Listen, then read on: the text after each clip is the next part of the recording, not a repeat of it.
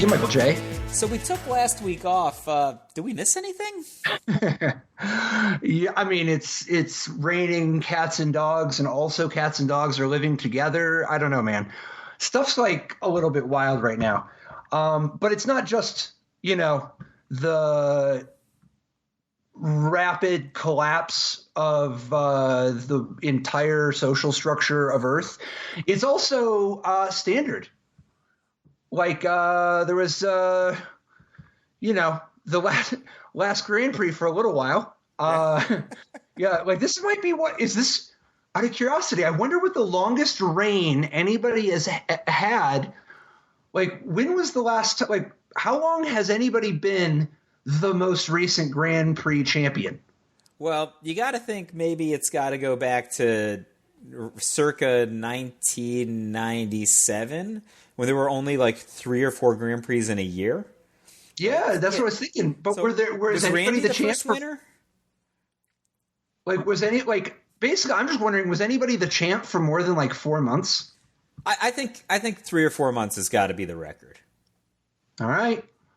So Biagio Ruocco of Grand Prix Lyon and his mono red aggro deck might be aspiring to the new top of the hop Grand Prix champion record. Certainly not going to be one of the records that lasts, for 3 hours or 1 week. are you just so happy that it's mono red on top for the long stretch? No, actually, it's weird because mono red just does medium well a lot in standard right now. I don't think it's that good. Like, I feel like if you're Azorius, for example, or Bant, and you want to beat mono red aggro, you will. That's the way that I look at it. And so if you're the mono red aggro deck, you're like, you get to beat up on Team of Reclamation if it's one of the weeks that Team of Reclamation is good. But literally, you're just like, all right, Azorius is good this week, or Bant is out and forced to fight against Teamer Adventures. If they want to beat you, you are not going to win. I'm very confident about that. There's almost nothing a mono red aggro deck can do against somebody who's just like going to play between 10 and 12 2-casting cost cards that disrupt every engine in the mono red aggro deck and also have Dream Trawler, like, which is a profile of multiple decks in standard. Yeah, I mean, I still like the 4-drop, but yeah, no, all you're not telling any lies. Like, if you look at in this context, Biagio Rucco's deck, right? So this deck is like I think it's very aware of the format that it was in when he won that tournament a few weeks ago. Like, for example, he has Phoenix of Ash. That was a card that was not played in the World's Red decks. 4 of the best players. Like, some people have been using a couple Phoenix of Ashes in the sideboard. Yeah. And then it fell out of favor, and now we see it not only bounce back, but with a vengeance to the main deck. Yeah, so I think there's a couple things about Phoenix of Ash. One of it is obviously it's very resilient, right? So if you're going to kill it regular, like with a Shock, a card that he played 2 of, or a Bone Crusher Giant, you can just pay 4 mana and exile 3 other cards from the graveyard to escape it back into play. But it also has this superpower of flying. And that might seem silly. I'm like, of course it's flying. It's 2/2 flyer for 3. But contextually, I think at the time that Rocco won this Grand Prix, the It Girl deck in Standard was Teamer Adventures. And for a deck with 8 flying creatures and 4 Bone Crusher Giants, my God, is Teamer Adventures bad at defending itself against any random flyer. Like, that's one of the things I've learned playing a lot of that deck and watching that deck play. Like, just playing a couple of Phoenix of Ash just gives you a way to attack them. And, obviously, if they've got a 1/4 blocker, Phoenix of Ash can mow it down with its 2R ability. Or, if they've got a 3/1 blocker, they just trade and then you buy it back. And they're really just very bad at defending against a random flyer. Now, of course, this card is resilient against regular removal. But per what we were talking about a second ago, it's not advantageous against Aether Gusts, and it's actively bad against Glass Casket and Devout Decree. On mana. So that's what I was saying. Look, mono red is good if you have the good. If things that are not normally under your control are going for you, it's very good. Okay, so if I can counterpoint a couple of things here. First of all, I don't want to miss that Phoenix of Ash is a good spectacle way to light up the stage. it's not a bad way to, like, you do get a little extra mileage because you're not just hitting for 2 in the air. That fire breathing ability actually really matters. Oh, it's a real threat. Like, it is. It's a real threat. And then, because sometimes when the grounded gets locked up, it's not that big of a deal that you just don't play the card in your hand because it wasn't going to do anything anyway. And then next, Runaway Steamkin means that sometimes you just want to spend your mana. Sure. And then Embercleave on a Phoenix of Ash gets it done really fast, particularly, even if they have a flying blocker, if you hit them with the Embercleave, obviously the double strike is big, but the trample can also be that extra punch you need. Oh, for sure. Obviously, and then also if you've got an Embercleave going, that 2R ability, you're talking about pumping it 4 or 5 power at a time, right? Above and beyond the typical power on Phoenix of Ash. So here's the thing that's also pretty interesting about this build. This is a very solid haste sub-theme. So you're like, at casting cost 1, you've got Fervent Champion. At casting cost 2, you've got Robber of the Rich. At casting cost 3, you've got Phoenix of Ash.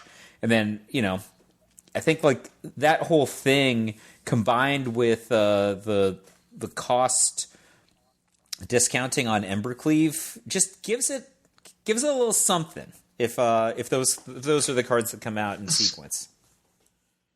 And one of the parts that makes it kind of interesting is that despite that kind of hasty theme through the deck, and how incredibly bursty Embercleave is, this is a deck that has a shockingly high.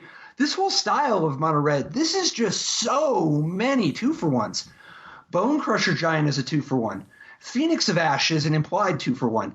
Robber of the Rich, it doesn't take much to make Robber of the Rich a 2-for-1. And that's, not even counting that Robber of the Rich is just sweet with Embercleave if you are in Magical Christmas Land. Or even more than a 2-for-1. The thing is, like, if you get him twice, it's... Yeah, sorry, I meant like double up, yeah. And then Annex Hardened in the Forge is at least a 2-for-1 a lot of the time, and Light Up the Stage is a 2-for-1. So this is a deck that has a ton of card advantage, despite being relatively quick, making it very good for fighting through certain types of removal. Less so against Azorius-esque decks that can actually put down a trump card that just need to stall for time and have answers that line up the right way. But this deck also has a lot of good ways to use its mana to continue to be productive. Embercleave, Light Up the Stage, Castle Embereth, Phoenix of Ash, even the Robber of the Rich. This deck has a lot. Bone Crusher Giant has a lot of ways to keep putting its mana to use. So I think this is a great deck for grinding. I would definitely want to dodge Azorius decks. Speaking of utilizing mana, there is another thing that's a little bit special about this deck. 22 lands. He is a rich red deck at 22 lands. When's the last time we saw 22? And he's not like he has an exceptionally higher curve than the average red deck, right? Like most folks are topping up a Torbrand. Yeah, but the thing is, I think the key here is the amount that he's got all those ways to spend power. Like, if you're going to be spending your mana on stuff throughout the course of the game, play a little bit of extra mana. Like, keep it going. You can afford to do that when you have so many mana sinks. That's part of what you're getting out of this Phoenix of Ash, Yeah. What do you think about this sideboard? Like, I can't wrap my head around it personally. Like, 2 Embereth Shieldbreaker, and like a little scratch in my head on that one. The 2 Unchained Berserker, I really don't get. That card is such an exceptional overperformer when it's good. And you need it in a lot of matchups. I feel like I would want to have 4 of that. I don't know. Good metagame call. If you notice, 0 blue-white in the top 8. Fair enough. Are you sure that this build doesn't do what it needs to against blue-white? I am very confident that if I were playing blue-white, I would have a decided advantage against every single red deck you could actually build in Standard. I bet I could take you on that challenge. There's no way to build them. I bet I could build a 60 card. I bet I could build a red deck, a mono red deck that could win more than half the time against your blue-white deck? Not a 60, a 75. I buy that you have a 60 that beats my 60. I don't know about a 75, though. The problem No, I'm talking 75. Obviously, you're going to gain more from sideboarding. I'm literally pre-sideboarding my entire deck. Oh, okay. So you're okay. That's fine. I'm not going to play a real. I'm talking. There's no way I could do it. I'm talking about playing you just want to beat me. Yeah. I'm talking 4 Unchained Berserkers in the main deck. I got you. You know, okay. Stuff like that. Oh yeah, you would probably have the advantage then. It would be. I would just be catching I think your main deck. You said that's So yeah, I don't know, man. Do you need to destroy any artifacts? Do you really? Are you just going after Witch's Oven? Is that the thing? You just want to hit Witch's Oven? I don't even think, even if you want to destroy artifacts, I don't know if you want to destroy them with Emperor's Shieldbreaker. It's slow. Like, if somebody has the Great Henge, for example, right?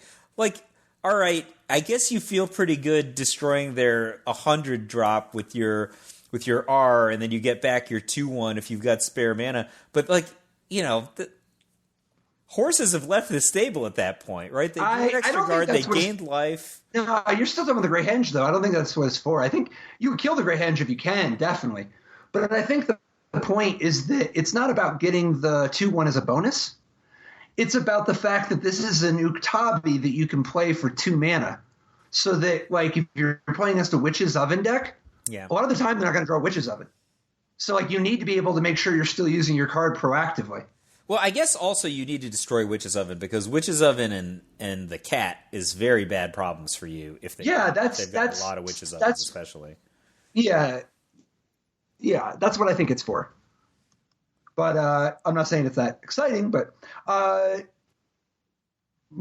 third place list that Garham played, the primary difference here, there's a Rimrock Knight, the Miser's Rimrock Knight, and 3 Tin Street Dodgers in lieu of some Bone Crusher Giants. You know, like that's so weird. How could you do that? There's 3 shocks in this deck. And then it doesn't have the elemental. It's so weird, right? Like, it doesn't have the Steamkin.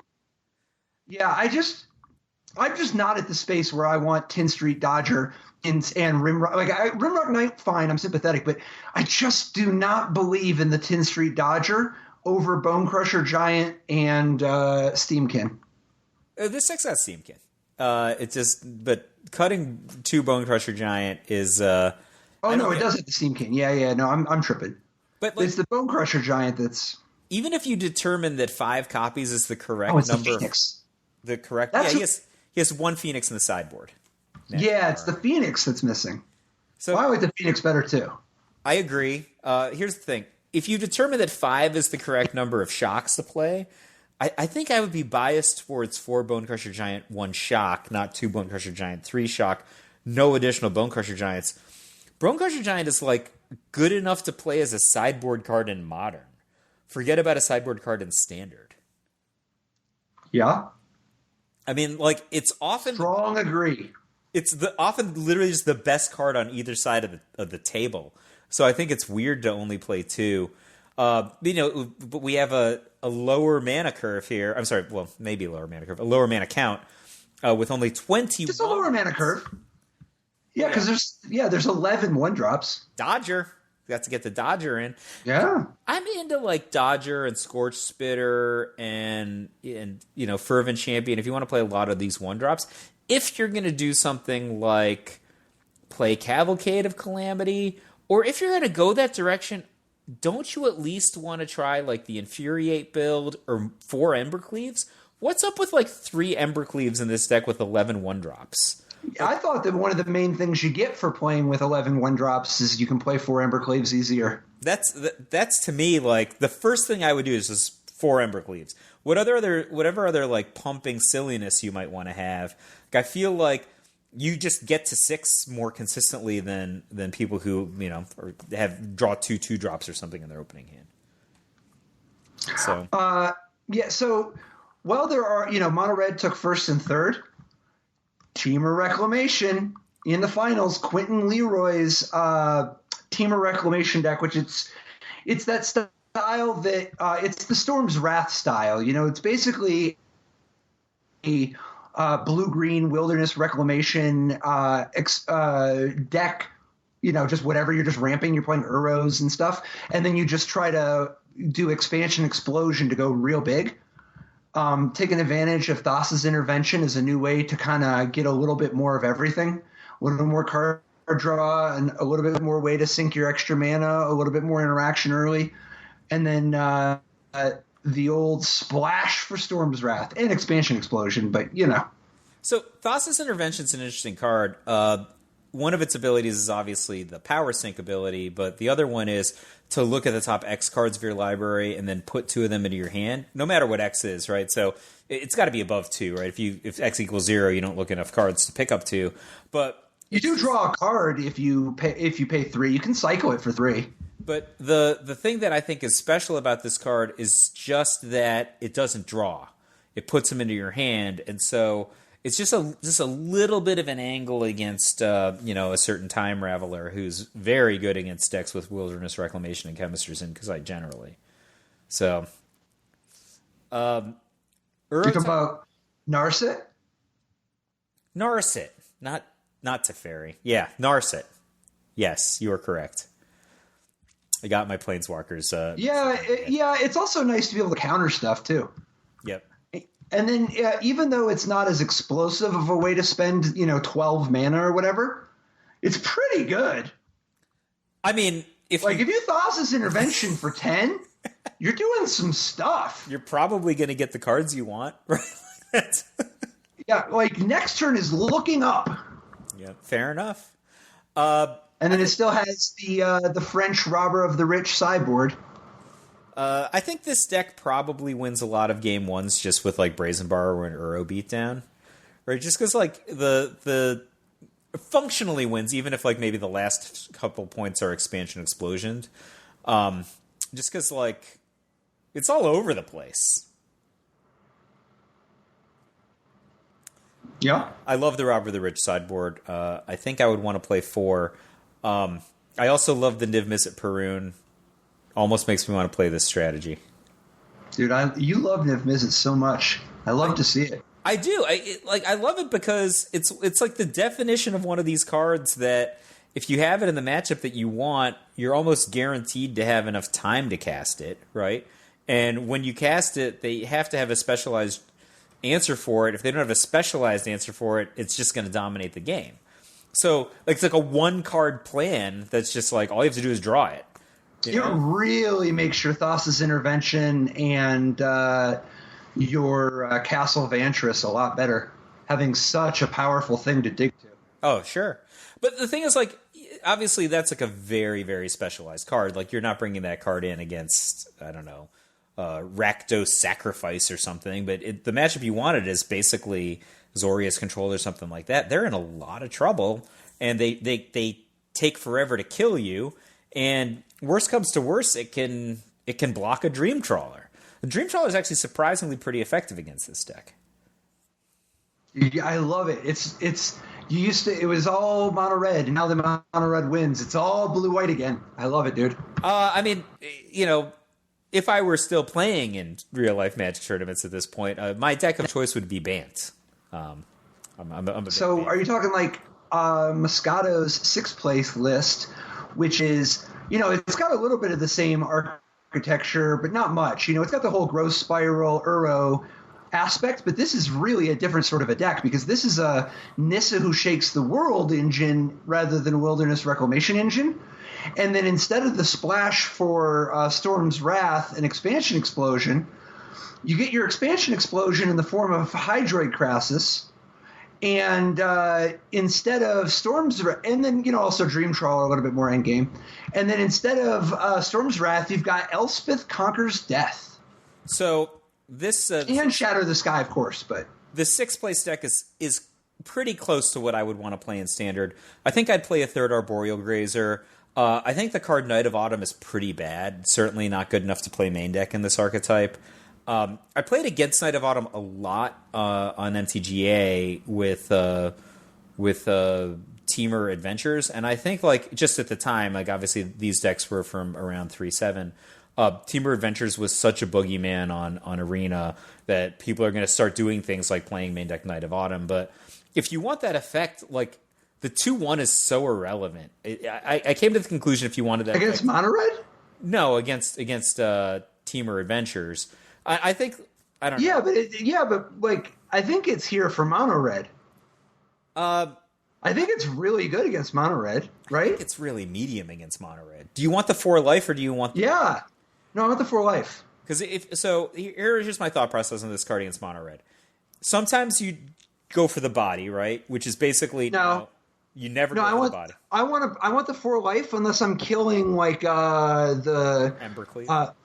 Or Embercleave or the enchantment, the 4 cost. Yeah. So yeah, it does have some flexibility there. Or Cavalcade if it comes to that. I mean, the problem is like the current mono red structure, which is such a stompy-ish deck versus like a traditional like all my creatures are garbage deck. Like their 1-drops beat Knight of Autumn in combat. Right? They just stone first strike is his death, or like sometimes you're the right play. Not all of them. No, but a goodly number of their creatures just humiliate the 2/1 body. So I don't know. You're playing Arboreal Grazer. Sometimes you just want some extra blockers and a little bit extra time. So I agree, but like I said, I think I'd rather just have a third Arboreal Grazer than some of these cards. And I think that this strategy has a lot going for it. The primary reason that I liked it is because I think it's one of the few decks in Standard that has a legit, substantial Game 1 advantage against Temur Adventures, which oddly is not in this top 8 or in the recent 10 wins. That deck was tearing it up for a while. But anyway, so I like this strategy a lot, and the reasons are it doesn't have any of the things that are bad in the Azorius Mirror match. So instead of the things that are bad in the Azorius Mirror match, it just trades in for acceleration in the way of Growth Spiral and Arboreal Grazer to just get your Teferis and your Dream Trawlers online faster, Elspeth Conquers Death online faster. So I love it there. I think it has a very serviceable matchup against Mono Red. I think it's a good matchup against Temur. And I think like it's really just two people punching each other in the face when you're talking about this versus Jeskai, or this versus Sultai. So I think that's less strategic. That's just who's got the bigger haymaker faster, or the last haymaker in the case of Elspeth Conquers Death. But I think this strategy has a lot going for it. Elspeth Conquers Death side by side with Nissa just reminds me of like you playing with like Kadama, the Moloku and Kadama side by side. You know, Yes. we're gonna do it. We're going both ways. Oh yeah. If I could speak to Knight of Autumn a little bit, I do think that if you look at the decks here, it's like if you play against Witch's Oven, it's kind of sweet, you know, being able to hit this or the breadcrumbs and then the trail, and then if you hit other people's Elspeth Conquers Death, it's not the greatest thing in the world, but sometimes you get some pretty good value out of it. But like you can also hit like if something strangles, like, there's going to be times, you know, where you're going to find a target. You know, and then hitting Wilderness Reclamation, that's a power move. In both of the cases of Witch's Oven and opposing Elspeth Conquers Death, I think you're right. Knight of Autumn is excellent in both of those cases. Like any resistance to Witch's Oven type decks are welcome here. I think those decks can tear this kind of deck up. And it's weird because you're like already behind when Elspeth Conquers Death hits the battlefield. But the Knight of Autumn kind of zeroes it out if you get it fast enough. And the real danger of Elspeth Conquers Death isn't just when they get your good permanent on the way down. It's like they get their Planeswalker back. That's the thing that really usually murders you. Because a lot of the time you're using so many resources to get rid of a Planeswalker on the battlefield, and then they're like, all right, he is back or she is back, and you're in trouble again. So that's why I like this color combination better than straight Azorius and Standard right now. Like the Azorius deck, if you look at where it differs from Bant, is like counter spells and like, you know, kind of narrower card drawing.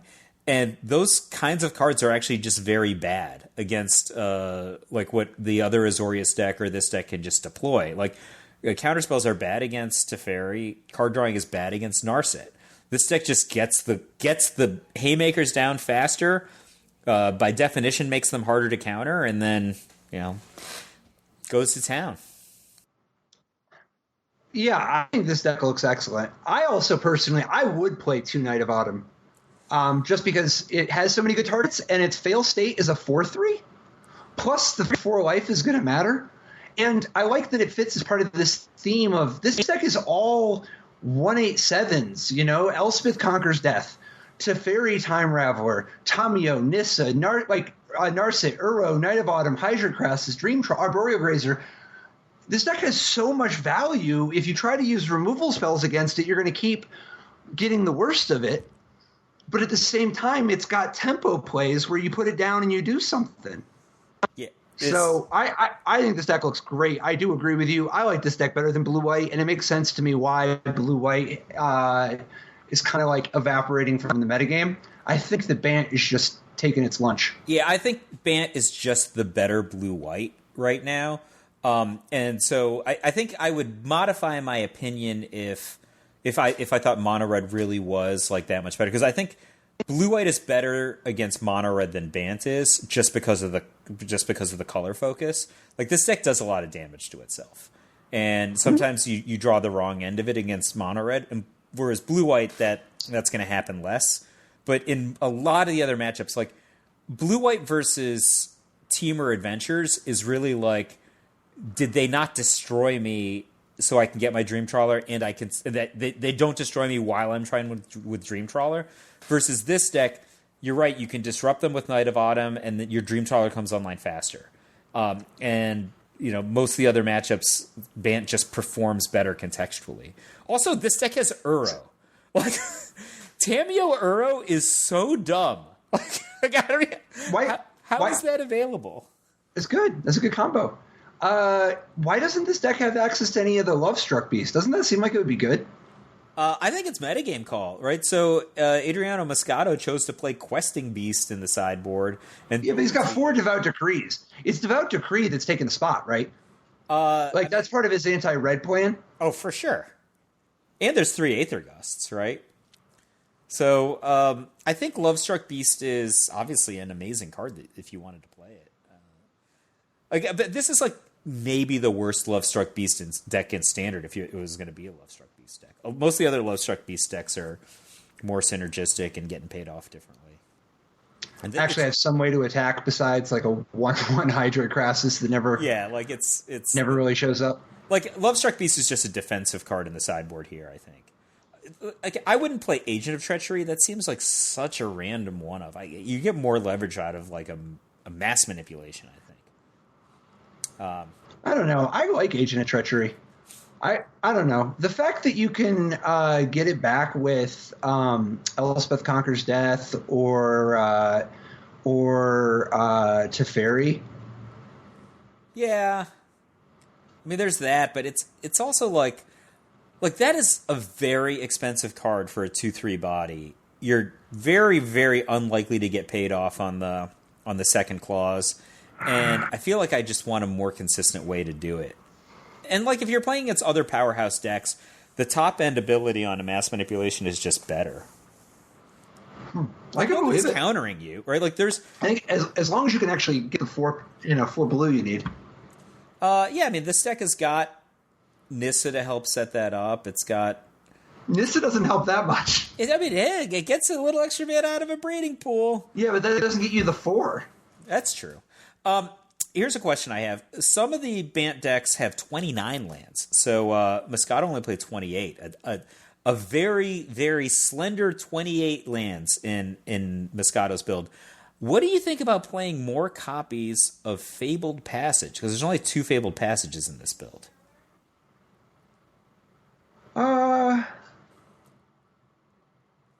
Yeah. I don't know. I guess, like, my first instinct, I don't have enough experience with it to have too strong an opinion here, but my first thought is my first draft of building this deck would probably have 3. But I would not, I don't think that there's, like, I don't think it would be weird if 2 was actually the right answer. Because I think that, like, the Scrylands are really good. And Castle Vantress is pretty good, too. And with so many land, if we don't need the fixing, Fable Passage's ability to power up Uro is meaningfully weaker than the advantage afforded by Castle Vantris and Scrylands. So I think you got to really be in for the three color fixing. See, I was thinking that the temples are very necessary in this deck because it has so many lands. Like, so if you're ripping land in the mid game, the ability to like get rid of land is actually very, very compelling. Like if you're on the wrong end of like a top deck war, you might just flood out, right? Like this is among the worst flood out decks because of the concentration of potential lands. But I really did think that just having a little more oomph for Uro might be valuable. This deck isn't very good at getting cards into the graveyard. That's the thing that Tommy-O! Yeah, well, if you have the combo, it's fantastic. But like, if you look at the spells in this deck, Elspeth Conqueror's Death is a permanent, right? Shatter the Sky it's a weird order, right? That's a forecasting cost card versus Uro. Growth Spiral does go to the graveyard, but then it's not a weird order. That's on time because it's going to be hard to be able to get Uro back by turn 4 anyway. Fair enough. So you might as well Shatter the Sky and hang out. Yeah, but there's only 2, right? So you're talking about literally like 6 cards in the entire. All right, if you count Tamiyo, there's 8 cards in the entire deck that put cards into the graveyard.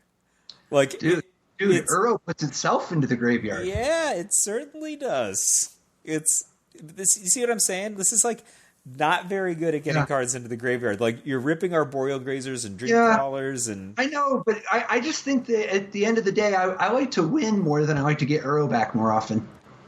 And I could just, I'm not like, I don't want to like give like straw man your position. It's not hard for me to imagine the world in which you get more marginal utility out of extra Scrylands and Castle Vantris as opposed to having more Fable Passage and basics to support it. You know, like when you say it like that, it sounds eminently reasonable. I was just wondering what you thought about the Fabled Passages. I would tend to believe... I've come around. You've convinced me. I think I would only play 2 instead of 3. Yeah? Yeah, I would. My first blush would have been 3, but you talked me into it. 2 it is. So there was another Bant deck, David Tedeschi. Same kind of a deck, right? Yeah, so 29 lands, and of the 29 lands, still only 2 Fabled Passage. Good. This deck is very different insofar that it has no Arboreal Grazers. Yet, Tedeschi still played 2 Night of Autumn. So maybe I'm in the wrong. Maybe Night of Autumn is where you want to be. He's got Lovestruck Beast. You can play Lovestruck Beast in this deck. You can. I didn't say you could. I said there's no Arboreal Grazer. Okay. Yeah. That's fair. Yeah, I don't hate Arboreal Grazer, but I don't think I'd play very many. I do not want to risk drawing 2 in a deck like this. There have been times in the past where I'm like so happy to have one every time that I'm willing to draw 2. Yeah. This is not one of those times. I don't think I can get behind main deck Aethergust, despite there's a lot of green and red decks. I don't know. I'm not into it. Yeah, I don't know. I don't care too strongly, but I do think that it's not a bad time for main deck Aethergust. Like, if you look at this top 8, it's good against every deck, every single deck. There's 0 decks it's not good against. So, like, why not play it? You're just going to board it in every round. Now that people are playing Bant instead of blue-white, Aethergust might be kind of a smart way to do it.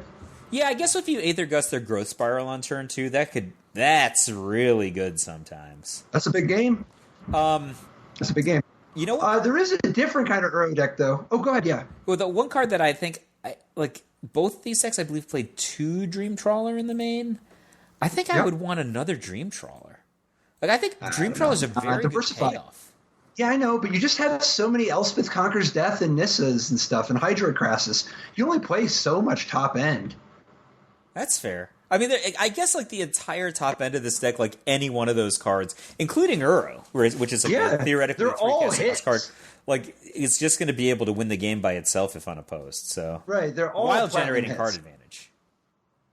Mm-hmm. All right, I buy it. So another Uro deck? So there is a different Uro deck in the top 4. Alexandra Murgy. Yep. Alexandra Murgy's Sultai deck, which is kind of a, it's in the same family tree in some ways. You know, it's a Nissa Uro deck with Growth Spiral, although only 2.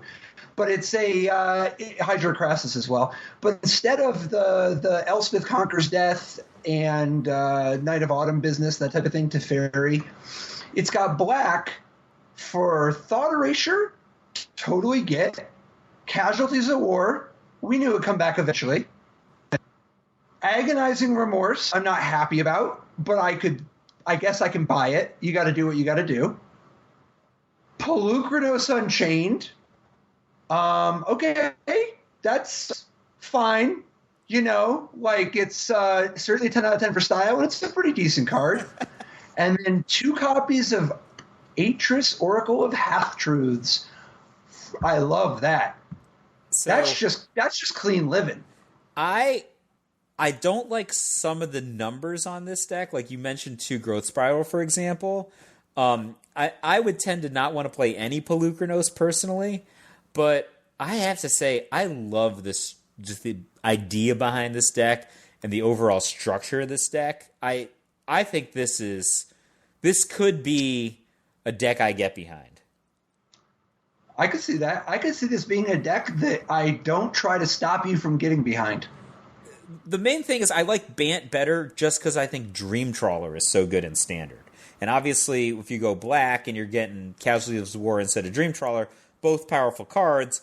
One of them digs you out against red and just races Teamer really well. The other one destroys some permanents, and then you get killed by what's left.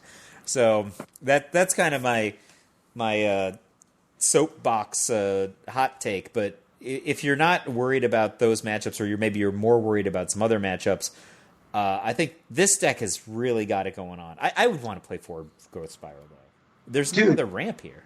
Yeah, there's a real shortage of things. Like, is your ramp is that you play a discard spell or a removal spell on turn 2 and hope it buys some time? I think it's a serious hit to not have Teferi, incidentally.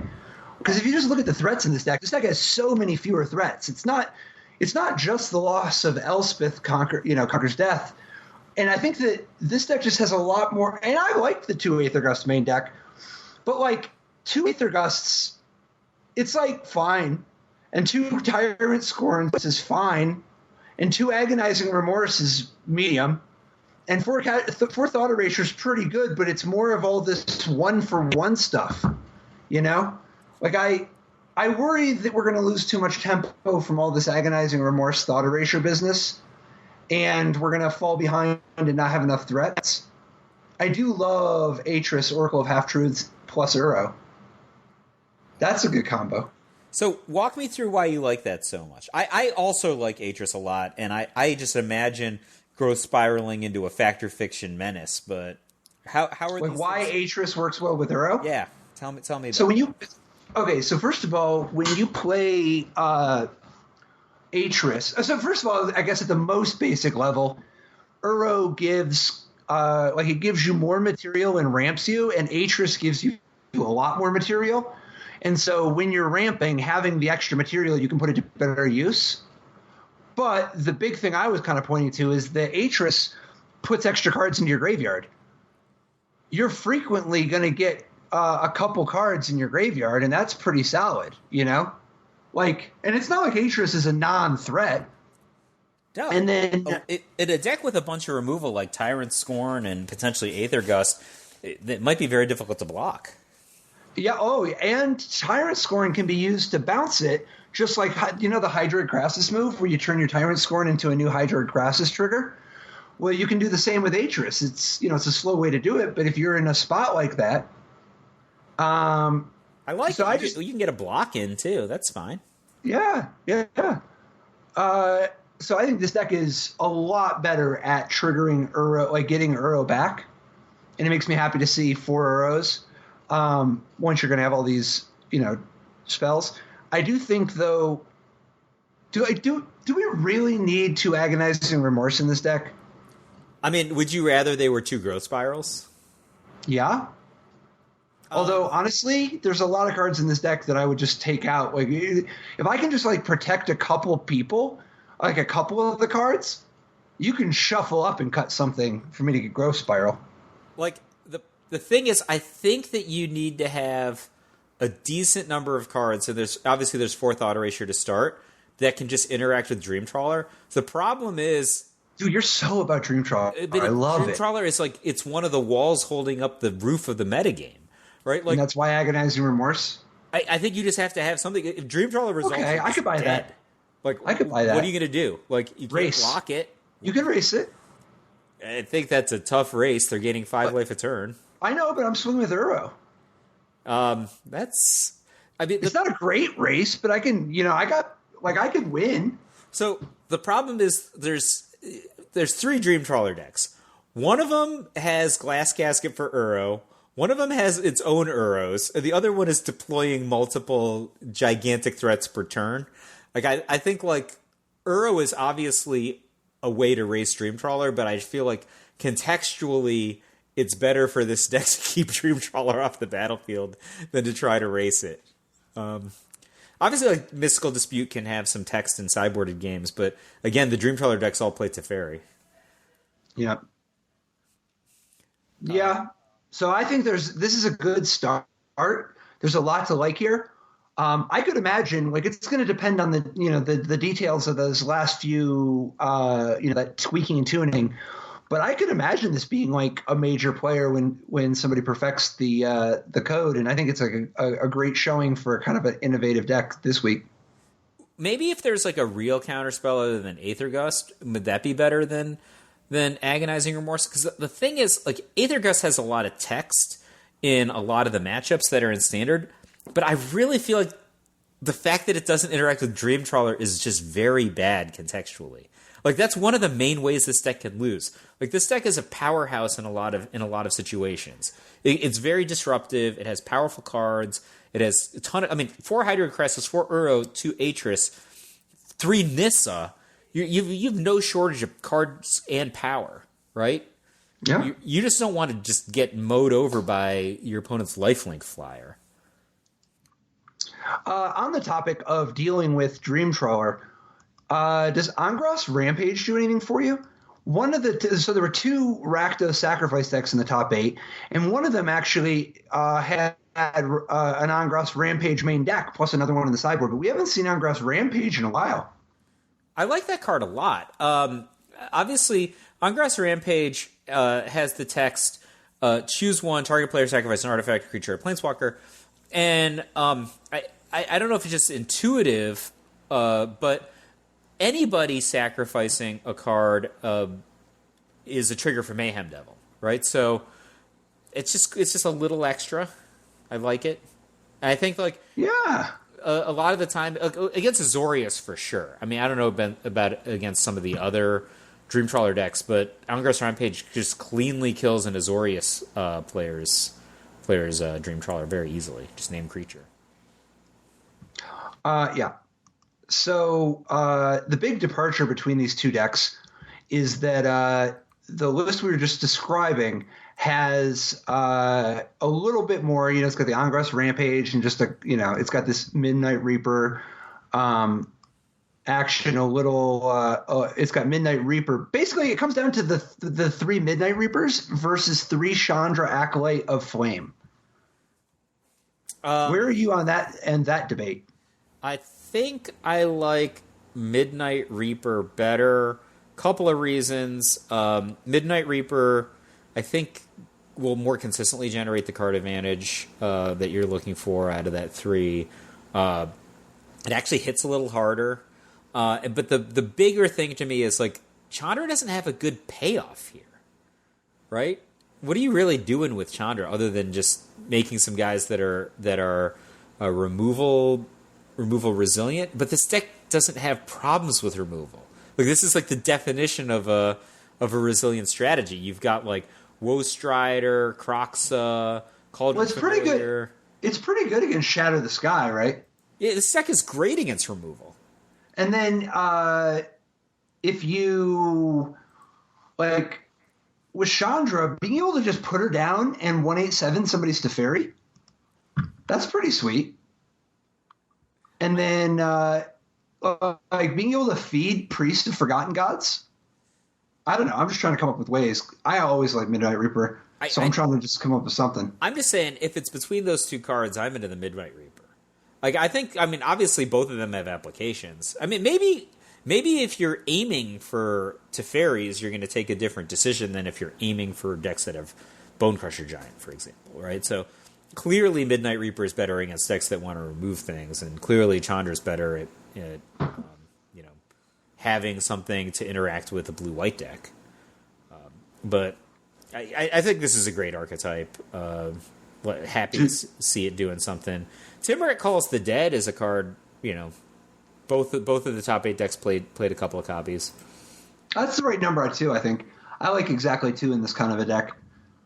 I think you get a little bit of diminishing returns, but I think it's just more material. It's a good part of the engine. I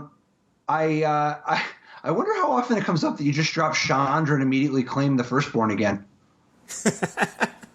That's actually pretty awesome. That is pretty awesome, right? Yeah, that's awesome. That doesn't sound too bad at all to me. How do you like Embercleave in the sideboard? I don't even know why you're asking me that question. I don't know why there's not 4 in the main deck. I think Embercleave is very good in this archetype. I think if I were the Rakdos kind of guy right now, I'd figure out how to play more Embercleaves. This deck has a ton of creatures, especially if you're going to play the Chandra Acolyte of Flame, which is it's Leo Carbonell's version who had the Embercleave in the sideboard. Yeah, I do think it's way better in the Chandra version than the Midnight Reaper version, but... So, I think I understand how this works. Just make sure... Can you play Kroxa, put the sacrifice ability in the stack, and then sacrifice it to Priest of Forgotten Gods? You can, right? Yeah, because it creates a trigger. It's not a cost. Kroxa enters the battlefield, and then you put its trigger on the stack. You also get to put a trigger on the stack regarding that they discard a card and so on. You even get to choose which of those 2 triggers is on the stack first, and you could respond to one or both of them. This is a very rewarding deck if you know what the timings are then. Other card that we've never really talked about a lot, but I think is fantastic, Mire Triton. Yeah, that's a good card. It's just a good, solid card. It's very special, right? Underrated. 2/1 Death Touch for 2 is like, all right, that's very annoying for somebody who's investing a medium or large amount of mana for like a good creature, because it's hard for them to attack into you because your stupid 2-drop is going to kill everything. And then it has this other ability. When Mire Triton... I love the 2/1 against Uro, by the way. It's not like Uro isn't still doing good things. Yeah. I just think it's kind of nice that you incidentally, without trying, without loading your deck up with like a ton of removal, that you have more answers to Uro. Yeah, so I think that's really good. I thoroughly agree. The other thing is this card puts 2 cards into your graveyard, right? So one of them might be Kroxa, but it also gains... Or the cat. Also gains 2 life. If you're in a universe where Mono Red is winning the Grand Prix, gaining 2 life on your 2-drop that has other abilities is kind of fantastic. Yeah. It's just a good little card. Plus, dude, and it's kind of fallen out of favor, but if anybody tries to block with some 0/4 walls, get in there. Nope. This is an executor. This is the death of Meletis. That's what this. Dude, you got to feed Woast Rider anyway. That's the big one. I mean, obviously, Crocs is the big one, like capital T, capital B. But like, feeding Woast Rider that's just very on message. I think just in the last 5 minutes of having this conversation about this Rakdos Sacrifice archetype, I think that I might have just transferred my allegiance. This deck is just so many good things going on. Everything is working with everything else. Do you like it against... do you actually like it against Bant? I don't think that... I don't know who wins that matchup. I think that it's probably okay against Bant.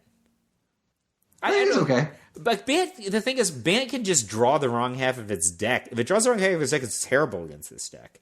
Right? Bant has all these 5 and 6 casting cost cards. This deck just like plays stuff out, and then look in game 1, Bant I guess has those 2 Knight of Autumns that you were supportive of. But if they don't draw one of those 2, you might just lose to Witches of it.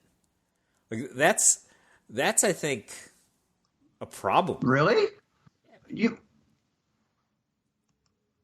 I mean, I guess.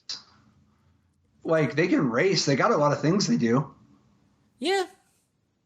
I mean, like, Mayhem Devil, Witches of, and Cauldron Familiar is Yeah, no, that puts him work pretty quickly. you're taking a lot of damage, and like your removal's not doing very much. How do you like this one versus Teamer?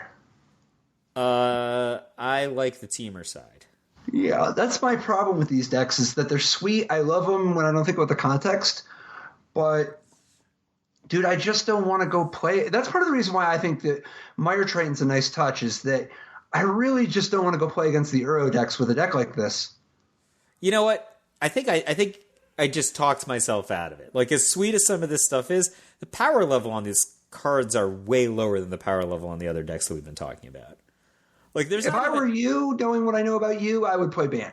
Yeah, I would not cut the Knight of Autumns, or put him in the sideboard if you must. I mean, Bant is literally just like you said it. You know, Kiga and North Tree, right? Like, yeah, that's that deck. Here we tap go. out and play the like you're just in the running for best things to do at like 3, 4, 5, 6, like however much mana. Just do it and do something really good and be like, let's see you like try to it's possible, but I want to see you prove to me you can do something this good for 5 mana. Prove to me you could do something this good for 6 mana. The problem, just boom. Is just like I couldn't tell which one was the best life gain flyer, so I just played them all. That's kind of I would pump the brakes. I would play a more modest amount. So, well, I mean, the thing is, if there's no Narset in play, Hydroid Crassus is just out of control, right? Yeah, like, Crassus is really good. And then the thing is, like, all the decks that can answer your creature-based attack just get beat up by your planeswalkers, right? Like, Tameo feeding Uro or just Nissa just attacking you is... Yeah, I agree. I should play Bant. We're on the same page. Just make sure you play a diverse mix of things. I wouldn't stray too far from, like, Moscato's list. Yeah. I think that having everything else being equal... I think out of like the Dream Trawler, Crassus, Narset, Tameo, all that stuff, you're just going to want to have a mix. Uro, all that stuff. The biggest exception is do not cut Nissas or Teferis as far as threats go. Those are special. They're in a different class. But everything else. I think like second turn Teferi capability in this deck is a big game. And I think that's one of the things that's like, maybe too attractive, where I was like, oh, maybe I'll play even more Grazers, versus you're saying maybe don't play any Grazers. The other deck didn't play any. Yeah. I honestly, I don't think it's crazy to just play one. Yeah, I don't know. I think that might be the right number. If it's your style, I just think 1 or 2. I would not play 3. You could play 0, 1, or 2. I think all those are defensible right now. The problem is this deck only has 3 forests, right? So it's 3 forests, 4 breeding pools, 4 temple gardens. Right? Like a lot of the other green sources coming off of Fabled Passage or, Temple of Mystery or Temple of Plenty don't even cast Arboreal Grazer on the first turn. So you're almost playing a combo deck to deploy the Arboreal Grazer, and that card is pretty medium if you're casting it on turn 3, right? Like, it's pretty medium if you're casting it on turn 2, but yeah. I mean, you don't want it. There's other things to do on turn 2 than cast an Arboreal Grazer. You're just like, all right, here I have extra mana now. Maybe not even then, right? So, like, if you're like growth spiraling on turn 2, you're gonna growth spiral instead of Grazer, right? And then if you're at 3-4, right, you're already in Planeswalker range or Uroing. I don't know. You're almost a combo deck on turn 1. That's my conclusion. And maybe the other build with 0 Grazers is better, even though it has less explosive, top end starts on turn 1. Just because it's more consistent. I don't know. I could believe it. Well, awesome, dude. I hope you're staying safe. Everybody out there, we appreciate you joining us. Kick it with you next week. In life didn't work so great. Tried to play dredge for jail or hate. Ghostly prison waiting for my untapped phase. Your core trapped in amber state.